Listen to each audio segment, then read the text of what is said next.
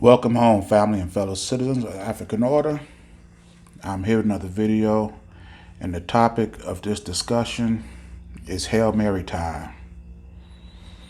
You know, during the football game, when time is almost running out, the score is close,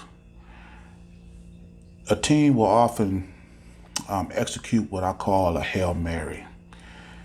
It is a desperate attempt to snatch victory out of the jaws of defeat, usually by the quarterback throwing the ball as far downfield as he possibly can and just hoping that his receiver come down with it.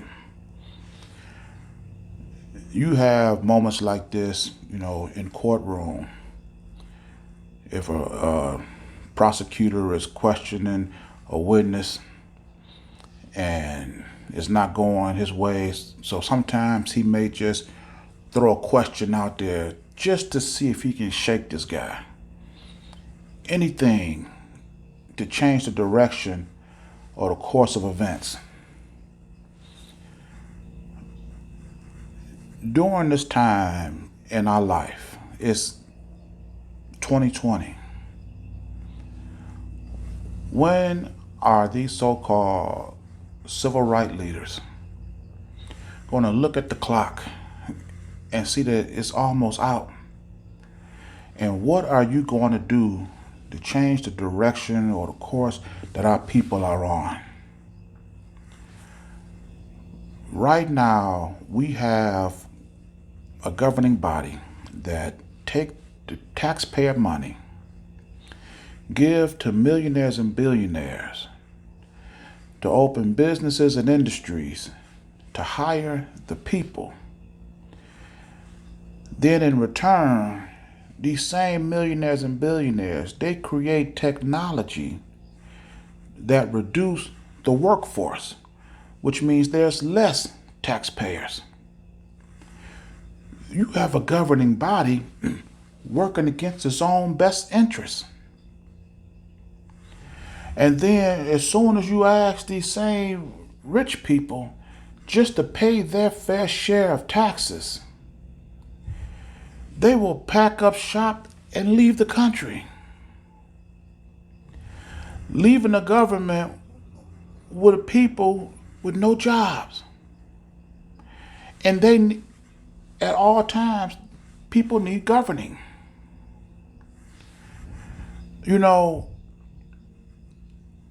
When you look at the situation and you ask yourself, or at least I do, what can we do differently? What could have been done so that at the end of this game, we don't have to be in a desperate situation to put all our hopes into one final play?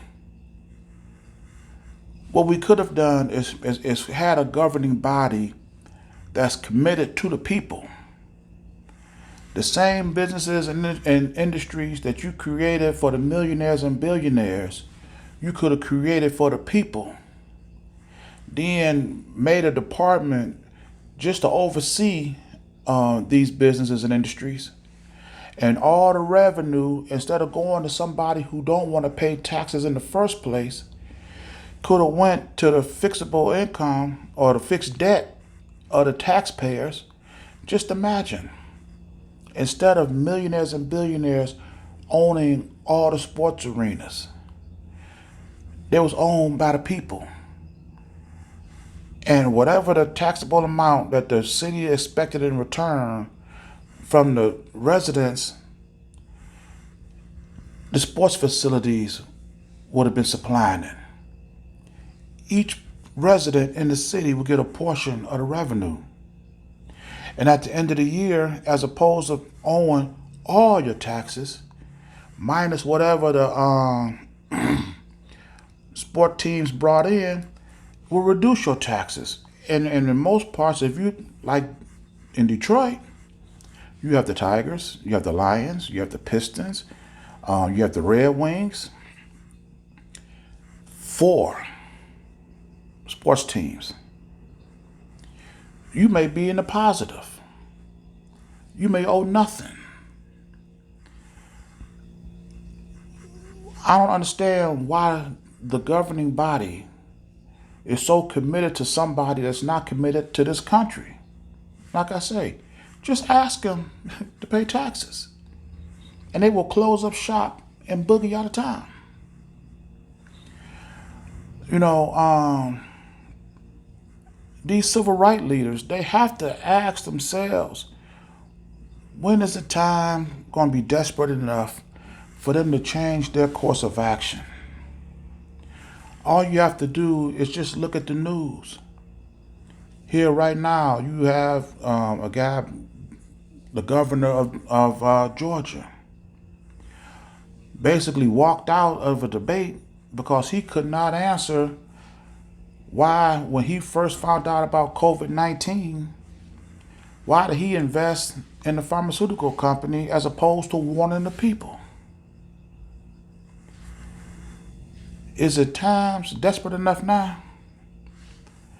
And this same governor, instead of warning the people, when he found, he voted 4 times to try to remove the protection for insurance companies to cover people with pre-existing conditions. So the more sick people there are, the more money the pharmaceutical companies make, and the more return he gets on his investment. Do you think the time on the clock is telling you now it's time for something different? It's time for a desperate play. We cannot keep, run, pass, run, pass, run, pass. We're going to run out of time. And you have a federal government that's just sitting back watching all this happen.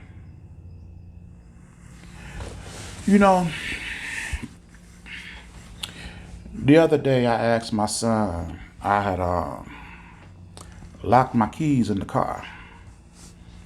And I told my son, I said, give my spare set of keys out the container. And this boy come to me with all these different keys. And I looked at him and I said, what are you doing? What is all this? I didn't know which key it was. I said, what you mean you didn't know what key it was? Don't you know a Cadillac key? I said, wait a minute. He has no idea what the keys to a Cadillac look like. He was not born in a time where you use keys to stick in ignition and turn it and step on the accelerator 30 times in the morning, turn it. He was not born in that time. He knows key fobs. You walk to the door, the car unlock, all you gotta do is step on the gas, on the brake, press the start button. That's what he know. And this is the confused look he had on his face when I told him to go get the keys to the Cadillac. He hadn't never even really rode in my car. And I say that to say this.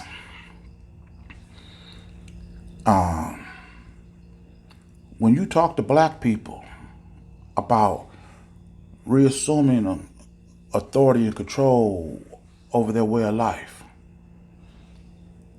having ownership and control, living independently, depending on themselves, don't rely on nobody else, they look at you just as confused as my son looked at me. They were not born in that time.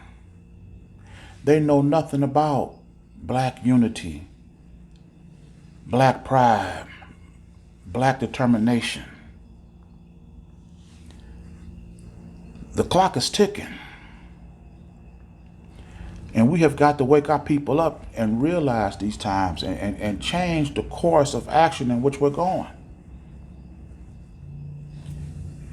Is the times desperate now for a change? You better believe it is. Here you have sitting judges